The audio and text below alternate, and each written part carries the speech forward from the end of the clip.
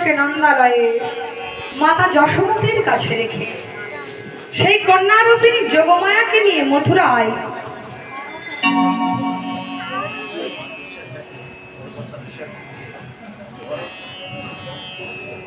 এরা সব বিশ্বাসীরা স্মরণ করিয়া হরি হরি বলি না চেদুবাহু তুলিয়া। তো এরা সব বিশ্বাস হচ্ছে কীর্তন সম্রাট অনিল বিশ্বাস মহাশয় আমার বাবার দাদুগণ সম্পর্কে, আমার জেঠু বড় বাবা। তো তার এই পদ জন্মলীলা মধ্যে আমাকে তার স্বনামধন্য পুত্র কীর্তনিয়া কীর্তন সম্রাট দুর্বাদল বিশ্বাস মহাশয় আমাকে যখন জন্মলীলা গানটি শিখিয়েছিলেন তিনি কৃপা করে আমায় এই পথে দিয়েছিলেন।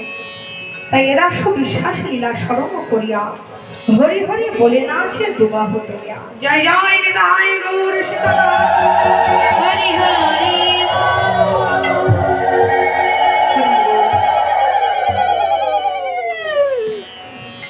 তাই বসুদেব কৃষ্ণকে নন্দালয় মাতা যশোমতীর কাছে রেখে সেই কন্যারূপিণী যোগমায়াকে নিয়ে মথুরায় দেবকীর নিকট অর্পণ করলেন। দেবকীর নিকট যেমন অর্পণ করলেন সেই যোগমায়া কন্যারূপিণী যোগমায়া তখন রোদন করতে লাগলেন আর প্রহরীগণ সব জাগ্রত হল।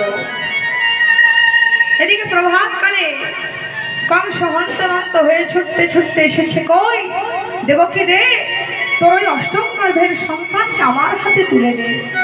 এই বলে কংস যেমন ক্ষিপ্র হস্তে সেই সন্তানকে কোলে তুলে নিয়ে পাশানে নিক্ষেপ করতে এখানে বসেই হলো কি তিনি পাশানে গিয়ে বললেন না, কংসের হাত থেকে ছাড়িয়ে উঠে অষ্টভুজা মূর্তি ধারণ করে ওরে মূর্খ কংস, তোমারে বধিবে যে গোকুলে বাড়িছে, গোকুলে বাড়িছে। কংস বুঝতে পারলে দেবতার ছলনা কিভাবে পালিয়ে গেছে। তাই সেই বালক কৃষ্ণকে হত্যা করবার জন্য দুষ্ট কংস নানা প্রকার উপায় খুঁজতে লাগলেন। এদিকে বসুদেব কৃষ্ণকে নন্দালয়ে রেখে কন্যারূপিণী যোগমায়াকে নিয়ে মথুরায় গমন করার পর হলো কি নিদ্রায় অচেতন রানী কিছুই নাহি জানে, নিদ্রায় অচেতন রানী কিছু নাহি জানে, নিদ্রায় অচেতন রানী কিছুই নাহি জানে, চেতন পাইয়া পুত্র দেখিল নয়নে, ও চেতন পাইয়া পুত্র দেখিল নয়নে, চেতন পাইয়া পুত্র দেখিল নয়নে, আনন্দয়া হরে হরে আনন্দয়া ধরে নারে, আনন্দয়া হরে হরে আনন্দয়া ধরে নারে, দেখিয়া ওই পুত্র বলে আনন্দয়া হরে হরে, ও দেখিয়া ওই পুত্র বলে আনন্দয়া ধরে নারে, দেখিয়া ওই পুত্র বলে আনন্দয়া হরে হরে। কৃষ্ণের জন্মলীলা প্রভাতকালে যোগমায়া নন্দরানী তথা সমগ্র ব্রজবাসীগণকে যোগ নিদ্রায় অভিভূত করে রেখেছিলেন। তাই কৃষ্ণের জন্মলীলা প্রভাতকালে তার পুত্র হয়েছে না কন্যা হয়েছে কিছুই বুঝতে পারেনি। এবার সময় বুঝে তন্দ্রাভার অপসারণ করায় চেতন পাইয়া পুত্র দেখিল নয়নে, ও চেতন পাইয়া পুত্র দেখিল নয়নে, চেতন পাইয়া পুত্র দেখিল নয়নে। মাতা যশোমতী প্রভাতকালে দর্শন করছেন অতীব সুন্দর ফুটফুটে পুত্র সন্তান। ভগবানের রূপ দর্শন করে মায়ের মনে যেন আনন্দ ধরছে না।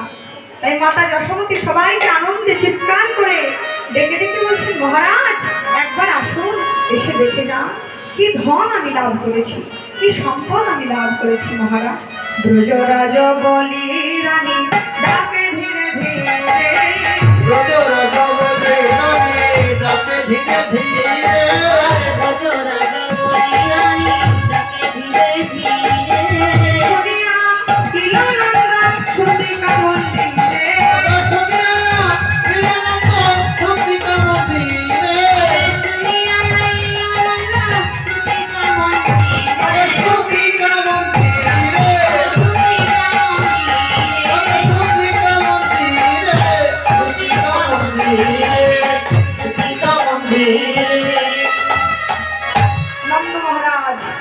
যশোমতীর আবেগপূর্ণ ডাক শ্রবণ করে সতীকা মন্দিরে এসে নিজ পুত্রের বদন দর্শন করলেন। কিন্তু দর্শন করে হলো কি, হর লোকে আনো দেখি আপন তনয় গো। হর লোকে আনো দেখি আপন তনয় গো। হর দেখি আনো দেখি আপন তনয় গো। হর লোকে আনো দেখি আপন তনয় না দেখুর নিমারতা জিনিয়ায়ুধ। আরে না প্রভু বিনয় চন্দ্র জিনিয়ায়ুধ। আরে না কপুরি মানচন্দ্র জিনিয়ায়ুধ। ওরে না প্রভু বিনয় চন্দ্র জিনিয়ায়ুধ। আর ছোটাছুটি করে নন্দ, ছোটাছুটি করে নন্দ। ছোটাছুটি করে নন্দ। ছোটাছুটি করে নন্দ। উপানন্দ অভিনন্দ ছোটাছুটি করে নন্দ। উপানন্দ উপানন্দ ছোটাছুটি করে নন্দ। উপানন্দ অভিনন্দ ছোটাছুটি করে নন্দ। উপানন্দ অভিনন্দ। আনন্দ নন্দন আনন্দ অভিনন্দ।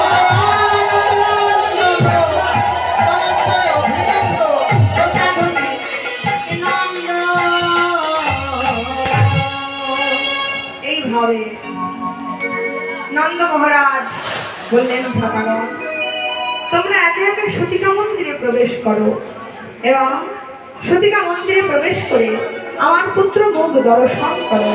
কিন্তু হলো কি, যে যায় দেখিতে পুনঃ ফিরিতে না পারে। দেখিতে পুরো ফিরিতে না করে। জয় দেখিতে না পারে। দেখিতে পুরো ফিরিতে না করে। রস দেখি ধৈর্য ধরে। জগন্নাথ দাস দেখি ধৈর্য না করে।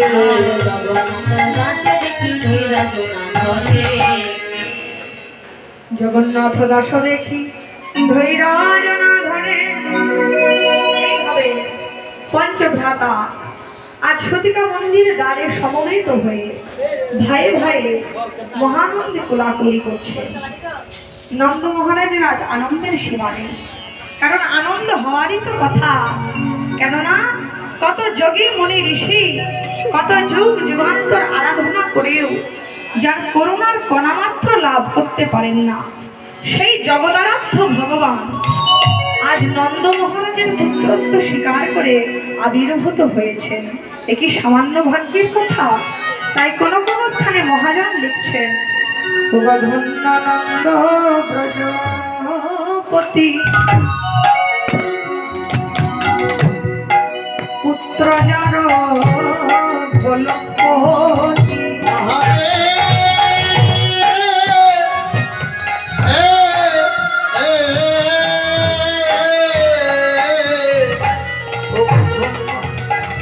ভগ্ননন্দ ব্রজপতি ভগপুত্র